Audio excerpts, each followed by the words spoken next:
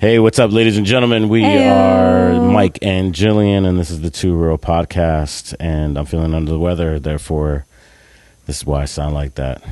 What do I sound like? You sound like you're trying to sound like James Earl Jones. I'm trying to Or Barry White. You're getting your Barry White on. I was thinking like Tom Hardy as Bane in Batman. I don't know that. You don't know? No. I'm not fully up on the Tom Hardy collection like you are. He's my favorite actor. Yeah, Tom Hardy is Mike's favorite actor. Yeah. He watches everything by him. A lot of his movies are very disturbing too. Yeah. What was the one where the twins, he plays the brothers? Oh, Legend. That, and then the one where he's the guy in jail. Oh, Bronson. Don't watch. I'm not endorsing that movie. It's graphic. Oh, yeah. He was like watching it one day, and I'm sitting there. I'm like, "What are you watching?" Yeah, it's a true story about the most expensive criminal in the history of England. But there was a scene with feces that was like very disturbing. But what a way to start the podcast. Hello, happy Wednesday. Hope you're having a great day. Right. Yeah, Mike loves a psychological thriller, so sometimes these movies I was watching, I'm like, there's something wrong with you. My life's a psychological thriller. It is. Let's be honest. Why can't you just get into like a good comedy? You know? Because my life's just dramatic. I'm a Jets fan. All right. So do you want to talk about that? I do. I got a lot of stuff on my chest, ladies and gentlemen. Okay, so wait, can I intro that? So Mike is a Jets fan, has been your whole life. Yeah. And like the last couple of months, ever since they made the announcement that Aaron Rodgers was coming onto the Jets, everyone asked, "Are you excited? Are you excited?" And what did I say? And you kept on saying, "No, I'm not getting excited, not getting excited." Until last week. Which is sad because like I need to let myself be excited about things, and I don't. But until last week, you started getting excited because you and Hunter had been watching the show Hard Knocks. That's right. On the Jets, and you were like, you know what? Like, I know a lot of people don't like him, but I don't know you. I like his leadership. You know, like he just gave a good vibe on the show. You know, like you started to get excited. I did, and he started to say Hunter things. Started to get excited. Yeah, Hunter was like, I think I'm a Jets fan. I'm like, wrong green, buddy. You need to slow down. And I texted my dad. I was like, you need to come get your grandson because it's the wrong green. Wrong green because Jill is an Eagles fan. The only green. Which you guys didn't have a very we did not. Delightful. It was a W. I'll take it, but I was not happy. Regardless, back to you. So he even started talking about getting an Aaron Rodgers jersey, and I was like, not in my house. So then fast forward to Monday night, which today is Wednesday. We always record this the Wednesday prior. Yeah. Monday night, they're playing the Bills. He's in Ohio. I'm doing a presentation. And it's running over. So like he thought he was going to be at a sports bar watching the game with his buddies ready to go. He's still sitting waiting to present. And the Jets' first possession of the game, four snaps plays. He took. He goes down. He goes out. Tore his Achilles. And everyone's texting you. And we're texting you while he's talking in this presentation. Like, our family chat was so funny. Hunter's like, oh my God, Mike, what are you going to do? What's happening? Oh my God. And I was just like, babe, it doesn't look good. Like, it was like very Jets of them. Am I right? Would you say that? Yeah. Hence my life being a psychological thriller. Let's wrap that whole piece I up. actually had someone, one of the girls from my mom's group messaged me. I forgot to tell you this. She DM'd me on Instagram this morning. She's like, I just want to check in and see how Mike's doing. Because even like Sunday in service from the stage, you were hype. You were saying, you didn't want to get too excited, but you were excited. I was. And I was just like, oh, this poor man. Like, it was just, you couldn't have scripted it better. Disappoints me again. And so many like Curb Your Enthusiasm memes and stuff. It's so funny. Yeah. So that's my life. And now I'm feeling under the weather from travels and everything like that. And so, yeah, we have some problems. There are some problems. You like that transition here? Mm-hmm. There's some problems that we deal with and problems that we have to dissect and understand. And I do a lot of coaching for organizations, and a principle that I like to impart is actually a couple principles. The first one is when it comes to problems, there's no such thing as a simple solution to a complex problem. Yeah, I've heard you say that a lot, and it's very true. And I think a lot of times when people are trying to solve something, they want to solve it quickly. They just want to get it over with. But there's no such thing as a simple solution to a complex problem, right?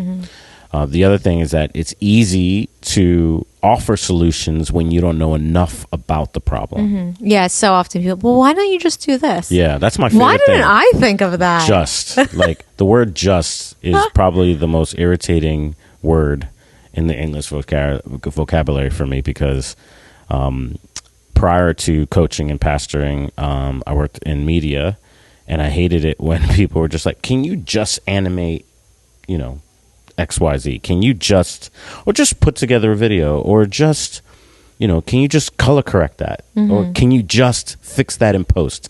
That phrase, we'll just fix it in post. Like, no, do it right the first time. Yeah. Like, don't create more work for me. You know what I Yeah. mean? But the word just is dismissive. It's just like, oh, somebody else is going to handle it. I've also, I've read multiple times now that using the word just does not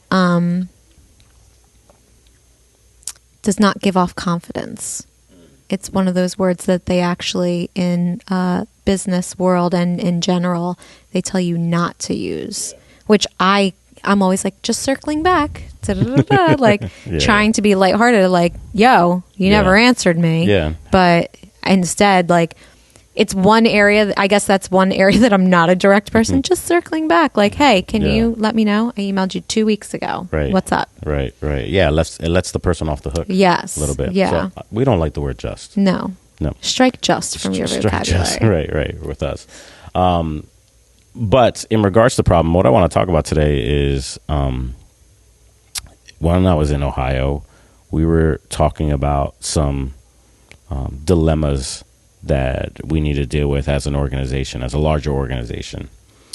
And there's moments, I have different modes. So I was in observation mode, so I get real quiet. So there's 2 times I get quiet. Is when I'm extremely angry, like extremely angry. He's silent. If I'm silent, that is like, I'm deep in my red zone, like deep in my red zone when I'm silent, because I know me, and like in my head, I've rehearsed ways to tell you off.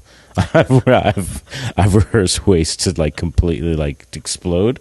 So as a defense mechanism against myself, I shut down verbally. Yeah. Completely.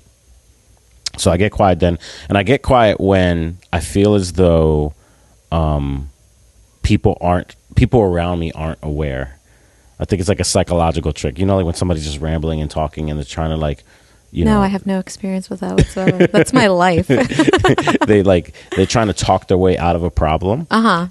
It's man, one of the Jedi mind tricks is just to be quiet and just let them keep talking. Just let them keep talking. And what you're doing is you're giving them the space to be self-aware. Not sometimes that doesn't work. Sometimes they're like they're still completely oblivious to every word that's coming out of their mouth and the surroundings and how people feel and everything like that. But anyway.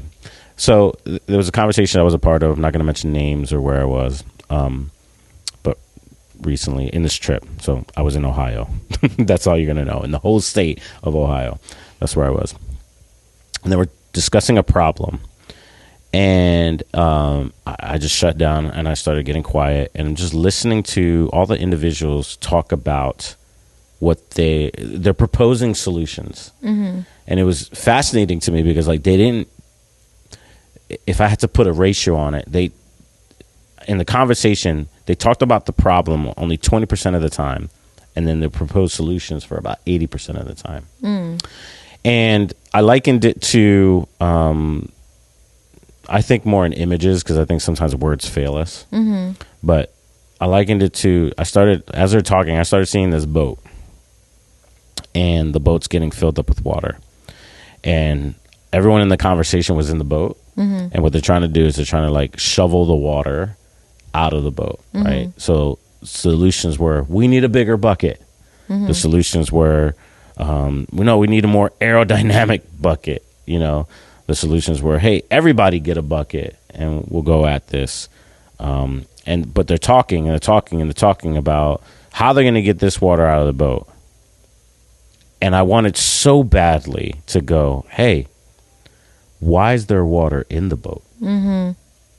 Right? Yeah. What's the source of the water? Yeah. Like, can we look? You're worried about buckets, right? We talk about practice. No, I'm kidding. Anybody who's a Philly fan would understand that reference. You know, we're talking about buckets. No one's talking about the holes in the boat, right? Is there one hole?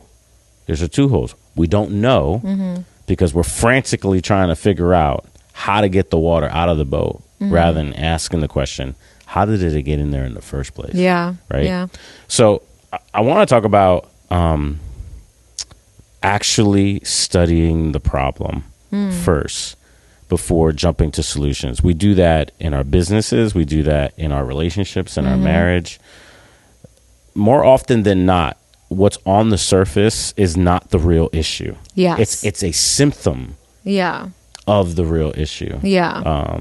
And, you know, we and sometimes it takes us hours or even days in a deep conversation like to determine what's really wrong. Yeah. Right? You know, you and I, let's talk about it. This is too real. We put ourselves out there. Sometimes like we're trying to figure out why we're acting this way, why we're responding this way, you know, and then we jump to solutions rather than really understanding what's the real problem. You know, like it's more than just being tired sometimes. It's more than just feeling disconnected. And at times we have to argue and circle around the problem in order to get a clear perspective on what's really wrong. Yeah. Yeah, I agree. Yeah. So you want to jump into it? Yeah, like how... Yeah. So we came up with 3 things that we think might help you identify the problem, figuring out the real problem is. The first one is don't just treat the symptoms. We were just talking about this. Yeah. You want to really dig into what might be causing the issue in the first place, peel back the layers and get to the core. So with the boat analogy, like everyone, the bucket, this, that, the other, like, okay, well, why is the boat leaking? Why? Right. But we want to look at every other factor instead. And sometimes I was just doing premarital counseling with a couple, and I was helping them understand that like it's important to dissect the problem because sometimes the problem has different layers to the problem, right? And what we're trying to do is we're trying to have a solution that'll address all the layers. Maybe what you think is one problem is actually 6 problems, 7 problems packaged together. Yeah. Right. Yeah. So what I tell them is like dissect that, Yeah. peel it off. Yeah. Right. Again, this conversation we were talking about that actually sparked this whole topic. As I'm looking around the room, you know, one of the dilemmas that they said was, well, I'll just say it. Like they're talking about why the American church is rapidly declining. Right. It's not going to be a podcast about church. But I think this is a good example of utilizing, dissecting a problem, like going beneath the surface of just the symptoms. And they started saying things like, well, we don't have enough leaders, quality leaders, to address this problem. But in my head, so they're talking about better ways. Again, they're looking at the bucket. Better ways to get resumes, better ways to do this, better ways to do that. Well, never asking the question, I was like, okay, peel off that layer. Are we attracting the right type of leaders? Do we have the right type of leaders to attract other leaders? Are we training future leaders adequately? Right. Or even asking the questions like, because it's not about like you could develop a better portal to apply for a job, right? But, you know, that's again, that's the bucket. Are we creating space for new leaders, young leaders? Or do we have space for them to try and experiment new things, right? Yeah. So to think about it that way, and I also, I did have the guts to ask the question. Let's talk about the law of attraction, though, right? If you have and I hate rating people, but like, think about it. It's the law of attraction. Craig Rochelle in his leadership podcast just talked about this, how a 7 can never attract a 9, right? Or 5 can never attract an 8. And so you got to ask yourself the question, if you're like, well, why don't we have these like 8 capacity type leaders or 9 capacity type leaders. Do the leaders that you have right now, are they above that? Can they attract that? You know what I mean? An 8 can attract another 8, right? So to ask that question. But again, that's just, again, we're looking at the symptoms, understanding the core. Why is it that we're not even attracting those individuals? And then to dig deeper under that and deeper under that. Because if you're just addressing the symptoms, you know, medicine understands this, but I don't know why we don't understand this. Like, if you're just addressing the symptoms, you're still not actually addressing the problem, you know? Yeah, I agree with that for sure. Another way that we talked about getting to the root of a problem, and this, like, it seems so simple, but I love it. Ask why 5 times. Yeah. Like, think about a 3-year-old. Yeah. The first thing that they, well, why? Why? And we get so frustrated with it, but, like, doesn't it speak to something bigger when you can't answer that question? But by it makes me question my reality. Yeah. You know? But by repeatedly asking why, you force yourself to look beyond the superficial stuff and get to the actual source. Right. And don't just go, why? Yeah. You know, but like, give it a beat, you know. Okay, this is happening. Why? Answer that question. Give it a beat and go, okay, why is that happening? You know, it just forces you to dig deeper. Yeah. You know? And I think the rough part with that is people can get very insecure when they can't answer your why. But the inability to answer the why shows you the problem. Yeah. Actually, I was in the airport with a friend of mine, and this is a sore topic, so camera, move away from Jill's face. They were talking, he was asking me questions about the book that I've been writing for 8 years. And he kind of did the same thing. He just kept on pressing me with the question, like, you know, he didn't say why. He goes, what's delaying it? You know, kept on asking, and asked that question in a different way. What's delaying it? And it's funny, about the 4th or 5th time he asked, it hit me, and I was like, okay, I'm going to be honest with this dude. And it was good for me to get it off my chest. And I just said, you know, there's a part of me that doesn't want to finish the book because I'm really confident in the content. I'm pre-exhausted of the criticism that's going to come from the book. So for me, it's way easier. This is so ugly for me to say this on camera, but it's way easier for me to sit there and procrastinate and not do it and say it's coming than it is to finish it and then brace myself for the comments and for people to rip apart this work that's been on your heart for 8 years and been working on for 8 years. Yeah. Right. And then he said this question that you love. Okay. And I hate, don't weaponize this. Okay. He said this question. Let me get a piece of paper. He said, if you could write the book for just one person, who are you writing it for? And I said, I can't give you one person. I got to give you 2. He goes, okay, give me 2. And I said, it's for my boys. I'd write it for my boys. And he looked me in the eye. He goes, then write the freaking book for your boys. Yeah. And I was like, all right. I dug deep, and I found out the actual why. I'm going to cry. Yeah. That's sweet. Yeah, and I think it's funny because I think some people may think that we don't care about what people say about us. And we kind of talked about this last week too. Like, we do.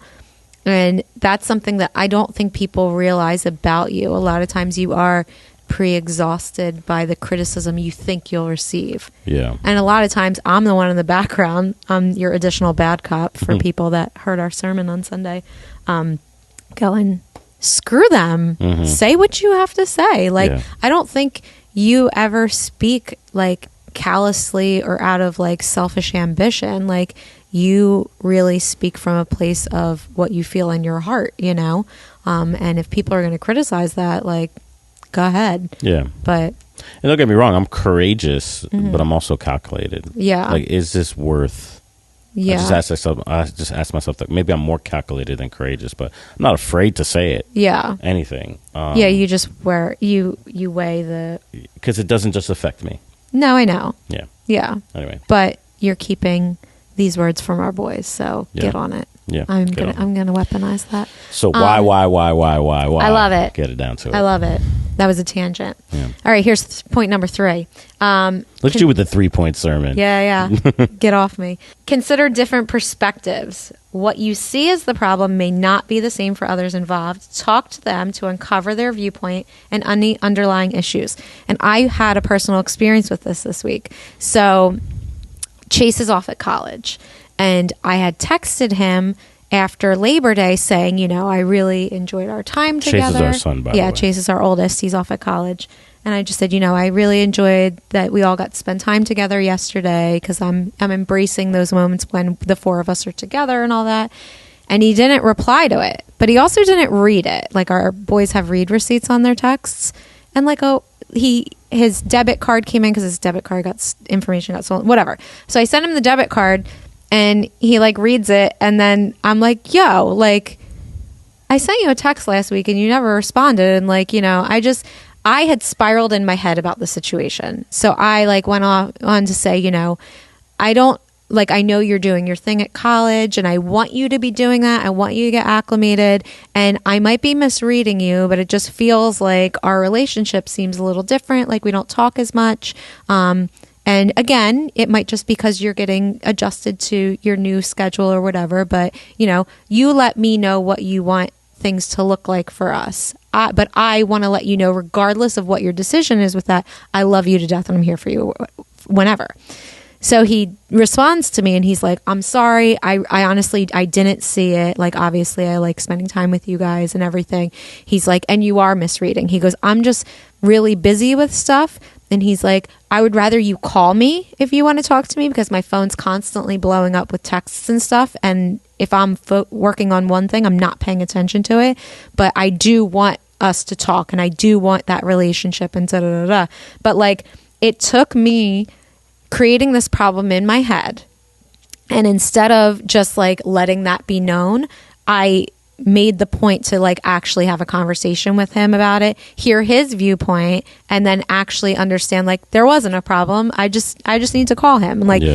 He always used to just be a text person, so him switching into this calling zone is new for us. But then I said something to you about it, and you're like, well, Jill, he calls me all the time now. He only texts me if I don't answer his phone calls.